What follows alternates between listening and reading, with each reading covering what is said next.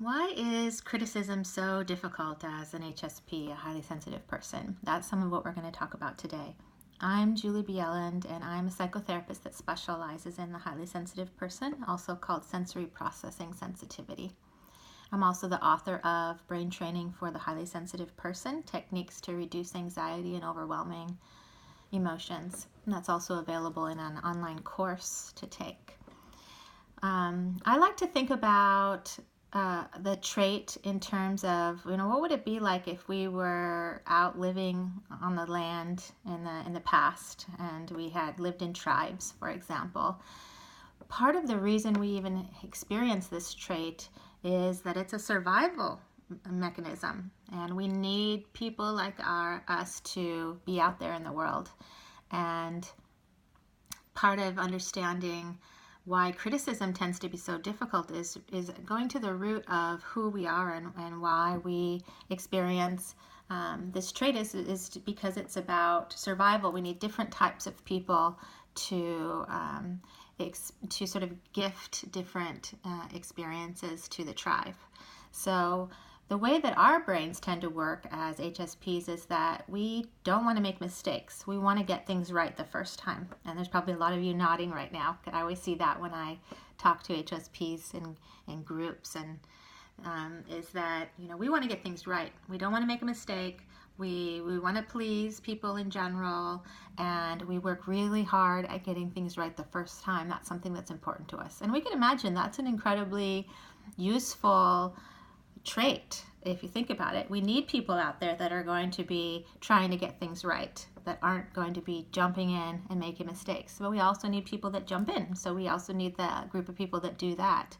So as HSPs, we are deeper processors. We really try to understand things from all angles. And if we experience criticism, if somebody says something to us that feels like criticism, we get an instant physiological reaction even in our bodies of feeling as if we have done something wrong.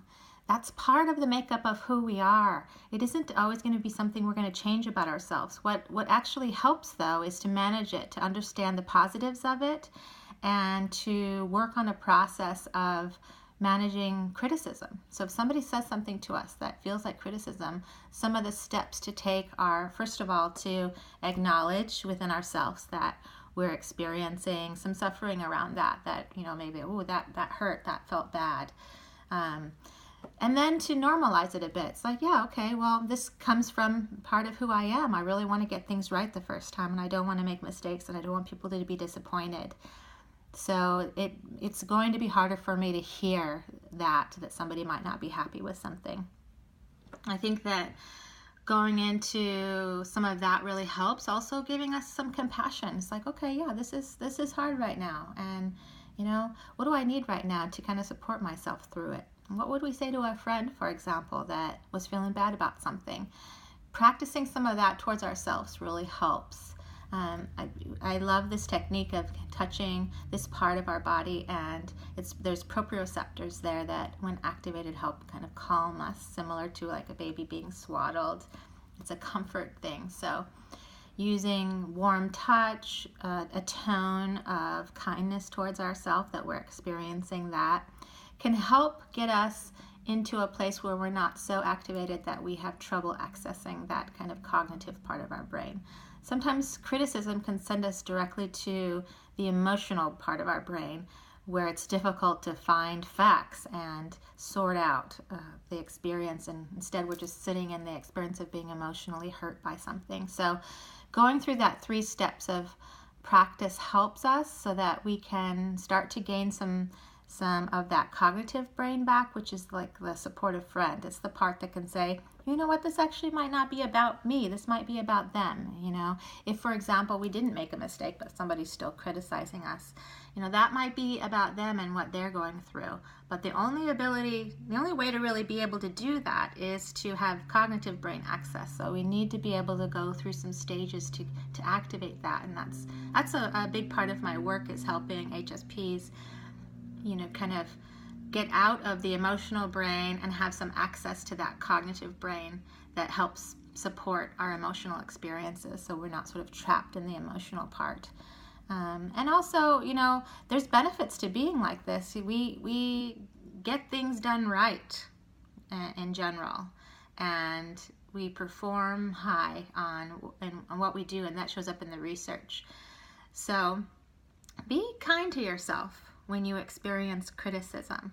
Try to look at it from that perspective and know that you are the way you are for a reason, and we actually need you out there. We need people out there that are doing things as well as they can do them all the time.